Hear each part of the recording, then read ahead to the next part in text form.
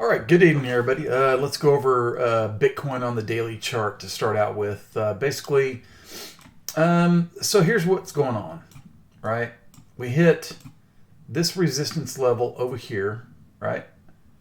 Stopping here, and we're pulling back a little bit. And this blue line that you see is basically a one-to-one fib retracement, okay, or a fib-based trend retracement, and it's a symmetry move, right? So if we look back, and I'm going to highlight this, and it's probably easier to look at it on a 4-hour chart, but let's do it this way.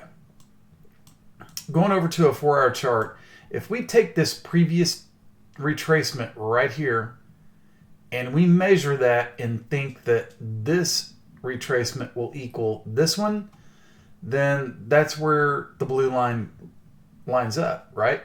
So it just so happens that it's a 61.8 fib retracement from this low to the high, and we've got the 50 EMA on the 4-hour chart right here. 10 and 20 still haven't crossed. They can do it. You saw it right here, but briefly, right? And then you get a strong wick back. So this area right here around 10,000 is going to be an interesting area to watch, unless it just decides that that's the bottom right there, which I would be really surprised if it was, but it kind of surprised me back here too. But anyway, that's kind of what I'm looking at on Bitcoin, at least for now. Let's go back to the daily chart. You can see where upper Bollinger Band resistance is. I still don't think this is the top, right? Or at least short-term top. I'm fully expecting that we get a move up to, at least 10,900, and more so probably 11.2, right? And then we pull back a little harder from there, and then eventually break the highs. But we'll see what happens. That's my thoughts on Bitcoin. Let's go over to Ethereum real quick. Monster move outside the Bollinger Bands. Totally expecting that this would pull back in, unless this is just total parabolic. Right here is where I drew the retracements at. It's trying to hold the 23.6. I would think that it possibly comes down to the 50%, at least to test the 10 EMA. But we'll see what happens there. That's Ethereum. Let's go over to Litecoin. And, broke above this resistance over here. I guess the only thing that really stopped it, at least so far, at least on this retracement, is the upper Bollinger Band. So pulling back, let's see when it tests the 10 EMA. That should be around 77, 78. And then let's see if it can bounce off that and maybe get up to this next fib cluster up here around 91 or 92.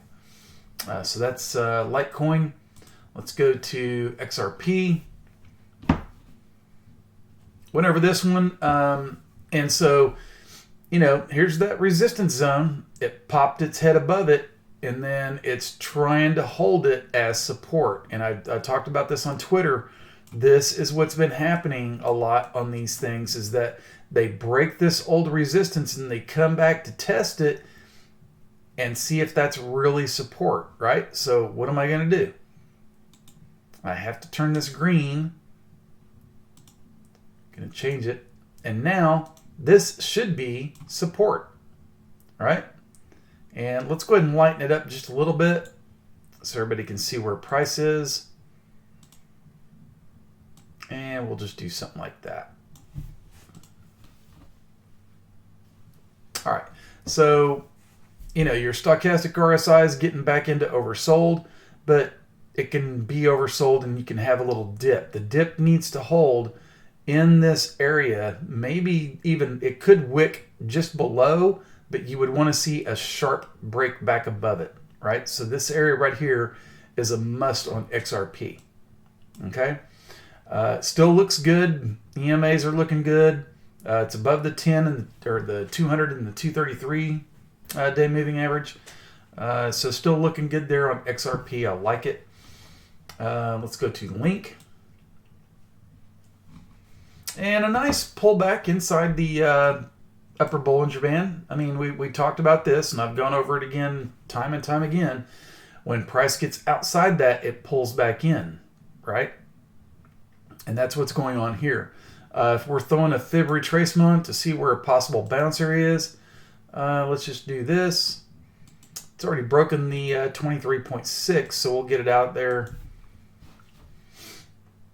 So somewhere in the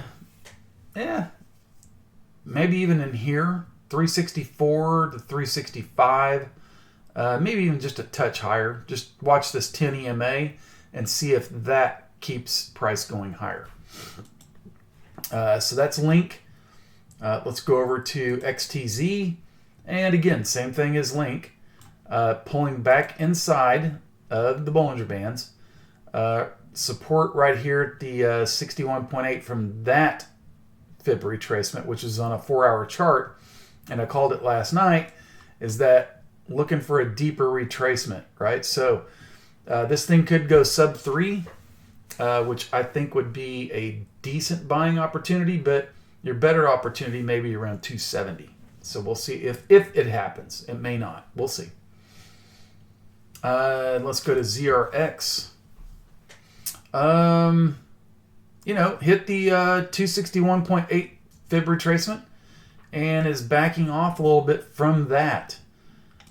So, if price can hold the 10 EMA again, that's going to be the key driver. If not, the 20 will hold it and eventually see if it can break on to newer highs. It still hasn't broke this high over here, which is where the 161.8 retracement is. That's at 35 cents. So big area to get right above there, make a higher high, and then maybe stair step up. So we'll see what happens there.